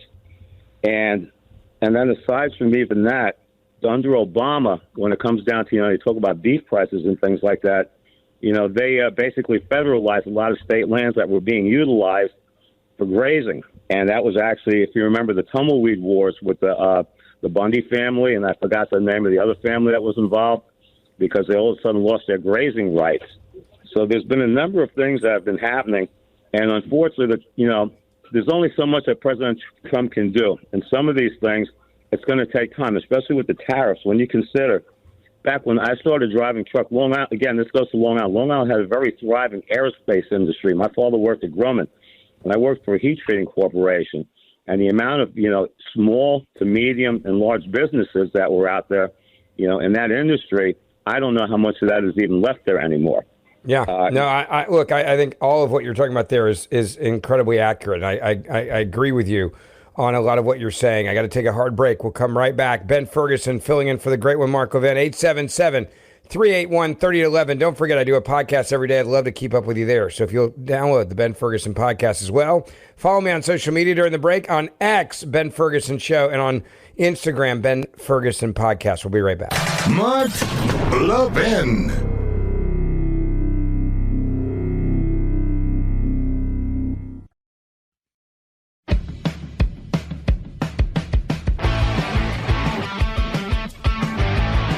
Welcome back. It is the Mark Levin Show. Ben Ferguson filling in for the great one. And I've got one big, great piece of news for you, and that is gas prices are coming down fast. Donald Trump, talking about gas prices a few days ago, had this to say. We're now at about $2.50 a gallon. We're going to be, I think, at $2 a gallon. We could even crack that at some point. I'd love to do it. And we could do it more easily if we weren't building up the strategic national reserves, which Biden emptied out before the election so that he could try and get elected, meaning he started it, then he got thrown out of the race, then she took over and she kept it going, and they emptied out these strategic national reserves, which are really meant for something else. They're not meant to keep people happy with their gasoline price. They're meant for war. They're meant for problems, big problems. He emptied it out, and then she continued it during the process of trying to get elected. Didn't work out too well for him. And they virtually brought it down to the lowest level, I believe, in history. And it didn't have much of an impact because the prices were very high. But our prices now for energy, but for gasoline, are really low. Electricity's coming down. And when that comes down, everything comes down. When that goes down, everything comes down. He's right. There are people that are saying the president isn't doing enough. What is wrong with you? State by state right now, I'll give you Alabama, for example. What are they saying about the holiday week gas prices? What are you paying? Here's in Alabama. Well, good news if you're getting ready for a long drive during this holiday week. AAA saying you're paying $2.56 on average for a gallon of regular right now. That's below the national average, which is $2.85 this week. This time last year, the average price of gas here in the state was $2.74. Gas Buddy says Christmas Day gas prices will fall to the lowest level since 2020. Wes? The lowest level since 2020. And they want you to believe that the economy is not going in the right direction. It's not just Alabama. Check in Ohio, local WTOL Channel 11 there. For hitting the roadways because Toledo area gas prices continuing to trend downward, which is great news there. A Gas Buddy analyst shows that average gas prices are falling and actually fell nearly 40 cents in the last week.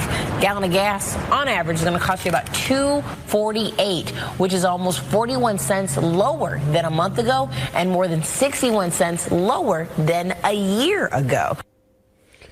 60 cents a gallon lower than a year ago. That's real. But people are like, oh, no, he's not doing enough. Real? Okay, really? We're not? All right.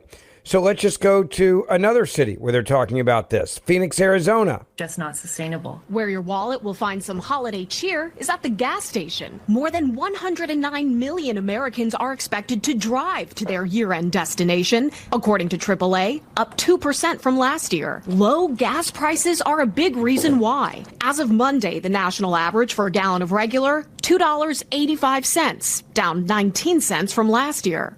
If you're looking for last-minute gifts and last-minute savings, consider sporting goods, dish sets, and smartphones, all items that generally, according to government inflation data, cost less than they did last year. In Washington... Whoa, did you hear that? Smartphones are less, tablets are less? Wait, that can't be, right? Like, that can't be happening. No, I thought everything was bad. I mean, isn't that what they said to us? They told us that everything's bad. How can there be this much good news? Because they said it was terrible news. They said that everything was going in the wrong direction, that Donald Trump was a disaster. Somebody's got to explain this to me. Insert sarcasm there. I mean, it's amazing. 1-877-381-3011. 1-877-381-3811. 1-877-381-3811. Harrison in Gloversville, New York. You are on the Mark Levin Show. Ben Ferguson with you. Hi. You there? All right, I guess Harrison, you put his phone down. We'll try to get back to him. Let me go to Rob in Baltimore, Maryland. You are on the Mark Levin Show. How are you, Rob? Rob, you there? Go ahead. Yes, sir. All right, Rob, for some reason you guys aren't hearing me. We'll try to get that fixed during the break. 1-877-381-3811. 1-877-381-3811. By the way, something interesting that just happened. Speaker Johnson is moving forward with pursuing construction of a Charlie Kirk statue inside the U.S. Capitol. Much deserved for Charlie Kirk. We'll keep you updated on that one, but some good news there. Very quick break. Don't forget, you can send me your comments during the break on X, Ben Ferguson Show. On Instagram, follow me during the break, Ben Ferguson Podcast. We'll be right back. The Mark Levin Show, where we create the talking points. Call in now, 877-381-3811. Welcome back. It is the Mark Levin Show. Ben Ferguson with you. And if you just joined us, we've been chatting a lot about the economy. The numbers are coming out. Things are looking better and better. Gas prices are down. It is a trend nationwide. Many are paying 60, 70, 80 cents less a gallon than they were last year. That is really incredible. I want to get to your phone calls and get your reaction to some of this. 877-381-3811. 877-381-3811. Let me go to Rob. Welcome. You're on the Mark Levin Show. Ben Ferguson with you. Hi. Rob, you there? All right, we'll try you one more time. Rob, now I got you. Go ahead. All right, Rob, I guess you can you hear me? Oh, yeah, I can hear you now. I'm sorry. All right, great. Go ahead. Yes, sir. Yeah, thank you. Thank you for your show. I appreciate it. Merry Christmas to you. Happy New Year. You as well. I just, if you don't mind, I just was thinking about going back a little while ago. You had mentioned did you say $9 billion in fraud in Minnesota? Yeah. To now, or 90 billion? Or $9 billion. I want to say it was 90 billion. I have to go back and look. Okay, well, I know. I thought I heard you say 90 billion, but anyhow, I just, I was looking it up, and I can't imagine the people of Minnesota being defrauded like this, and also.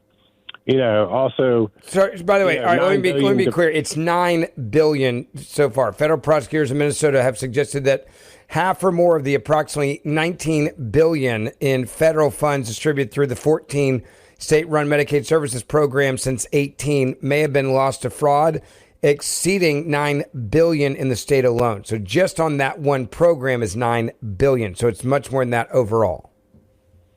Oh, gosh. That's just in the... Goodness. So that's at least... Let me give you the CBS line.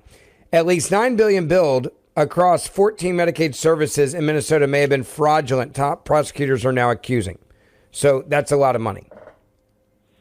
Oh, gosh. Yes. And then I heard there's a special task force that was assigned that they sent in. Did you hear anything about that?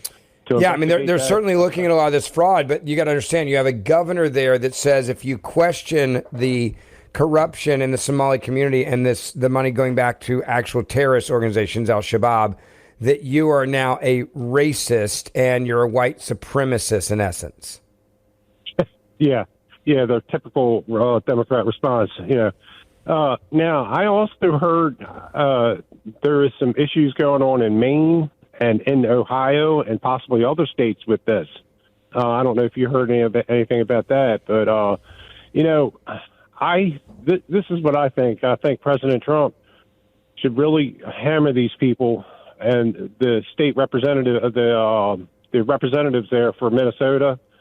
I wonder what Amy Klobuchar has to say about this too. Also, they ought to hammer this and say, look, at the very least, the people of Minnesota, I think, should be reimbursed something to help them, because that's ridiculous. You got people struggling,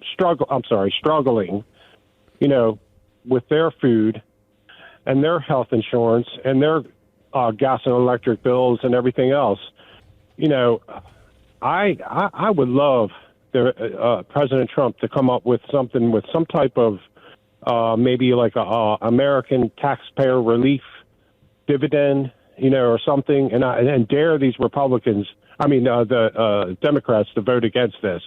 Yeah, just dare them to. You know, these people need relief, Ben. Well, you go back. I just listen to this. This is CBS News. Okay, CBS put this out, saying at least $9 billion billed across 14 Medicaid services in Minnesota may have been fraudulent. Here's how they are reporting it. This is how bad it is, and yet Walt is saying if you ask questions about this corruption in the Somali community, you're a white supremacist. Minnesota's fraud crisis is growing. Today, prosecutors charge more people for billing the state for social services they did not provide. The federal prosecutor says it's possible half or more of the $18 billion billed to 14 programs since 2018 is fraudulent. We have team coverage, starting with Jonah Kaplan, with more on what we've learned about these latest charges. Jonah, so we've gone from maybe $1 billion to possibly $9 billion or more?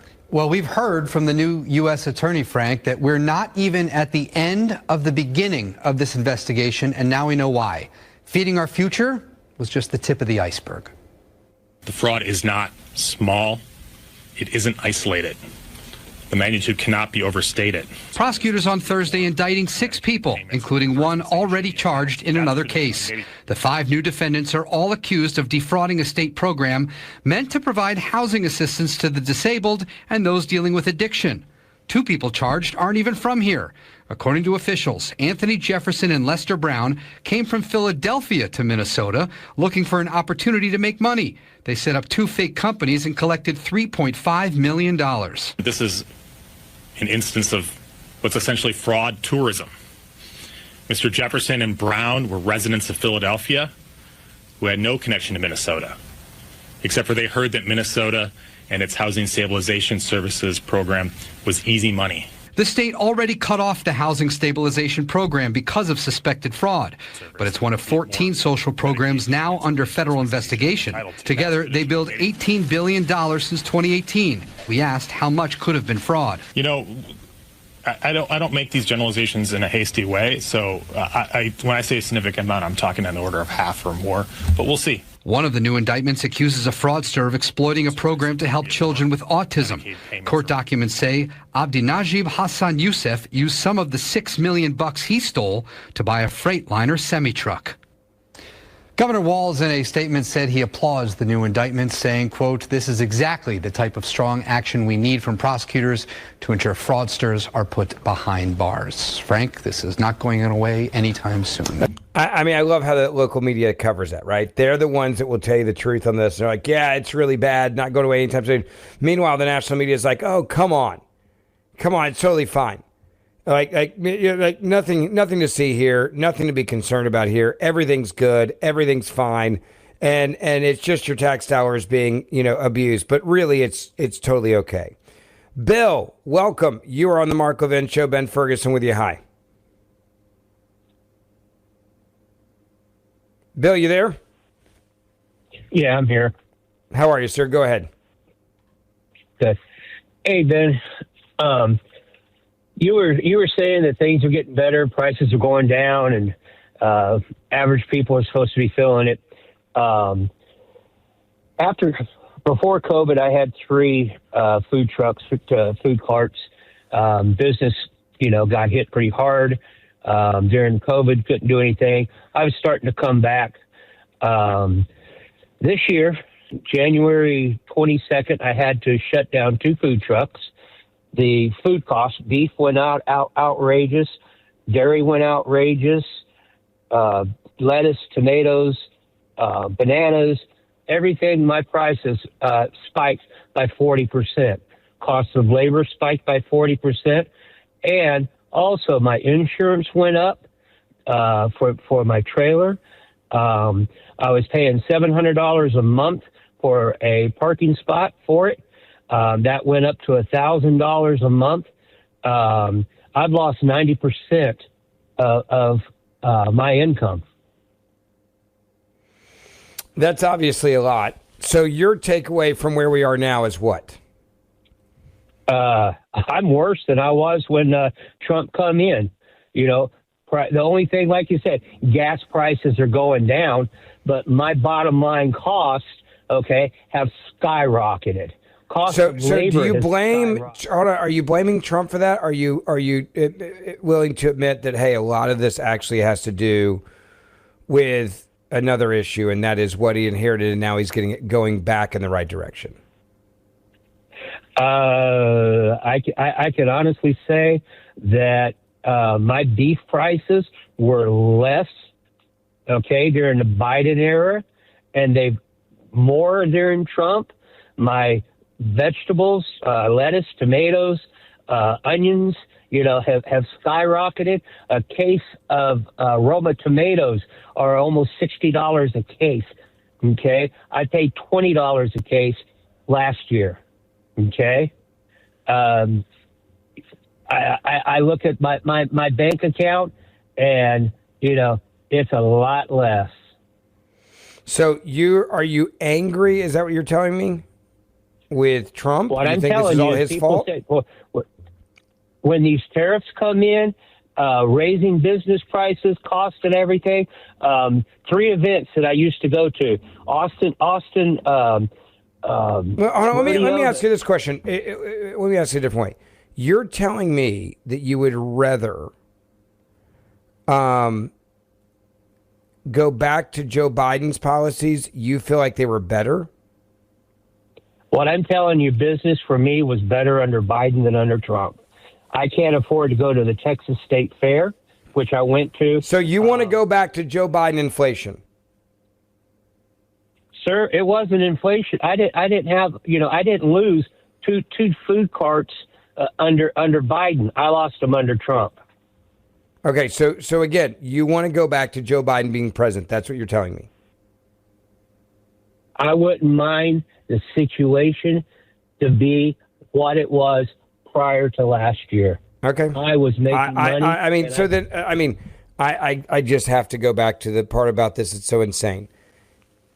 Prices of services are down. Gas prices are down in some areas below $2 a gallon.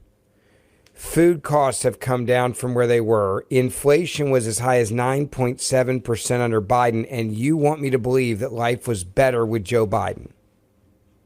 I'm telling you, home prices have come down. Rent prices have come down. And you want me to believe that it was better under Joe Biden? Well, let me put it this way, okay? Like I said, $20 a case for Roma tomatoes compared to $60 a case. And that was just Monday that I bought those. Okay? I paid $40 more a case for Roma tomatoes than I did, previous. So I've got Roma tomatoes right now. You're paying how much a case? $60 a case. Okay. So, and your definition of a case is how many pounds? 40 pounds. Okay. So 40-pound case is what you're looking at. You're saying $60, and a year ago you paid what? I paid $20. Okay. And that you think is Donald Trump's fault? It's a tariff, my friend. It's the wintertime, I'm telling you. So last year, Roma, I've now got the data in front of me. It was in 2024, Roma cases through the year were between $35 to $60 for a 25-pound case, depending on the season. That was the average. Right now, the average is exactly the same.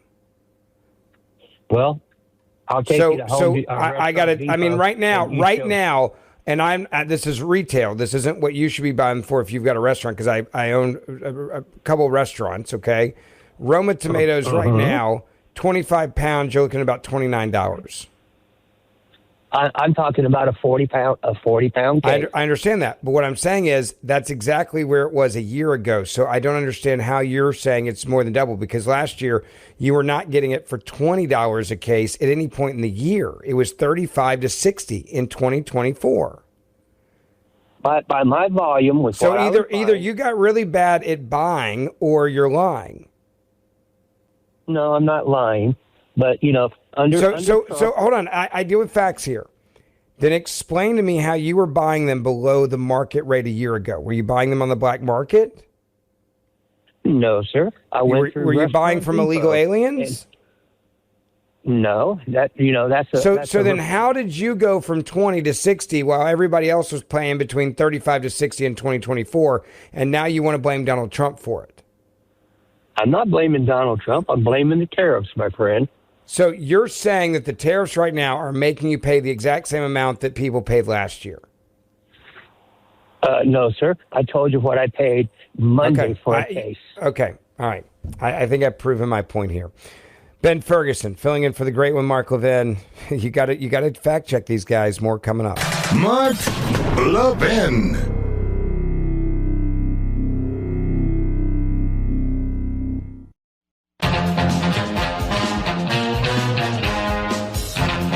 Welcome back. It is the Ben Ferguson Show. It is good to have you. Or not Ben Ferguson, golly. That's when I do my own show. The Mark Levin Show. Now, don't laugh at me, Mr. Producer. They're laughing at me. Yeah, I made it almost the entire show without a screw up. All right? We'll just start it all over.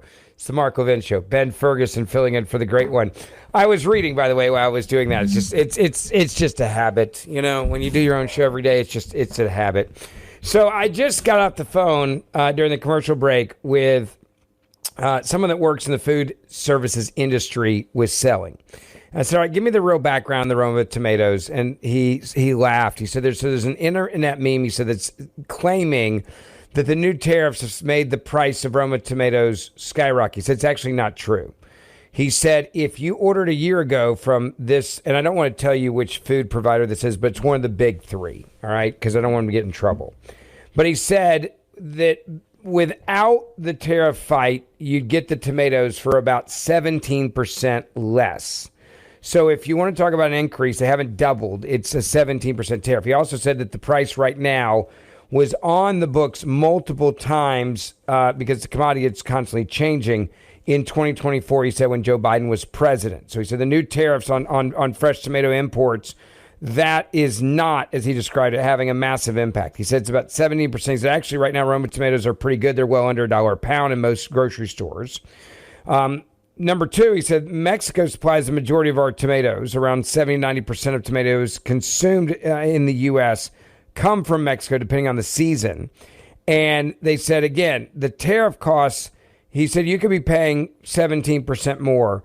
But this idea that they're double what they were because of tariffs, he says, is an absolute lie. Some forecasts say that tomato prices could rise significantly, in some estimates up to 50% over current levels if a deal is not done. That, again, has not happened. So the idea that they've doubled in the last year is just unfair. Now, domestic growers are argue that tariffs help protect them from unfairly low-priced imports, which the policy that they're pursuing. So that's something else you need to understand. And there's not a supply chain issue on this either. So when you hear, and that's why, look, I don't like to say that people are lying until I know for a fact and do the research. Now that I can feel confident that the last guy was a woke liberal who's trying to blame Donald Trump, and we sniffed him out there, folks. We did. We smoked him out. Follow me wherever you are on social media. Have a great night and a Merry Christmas. See you soon.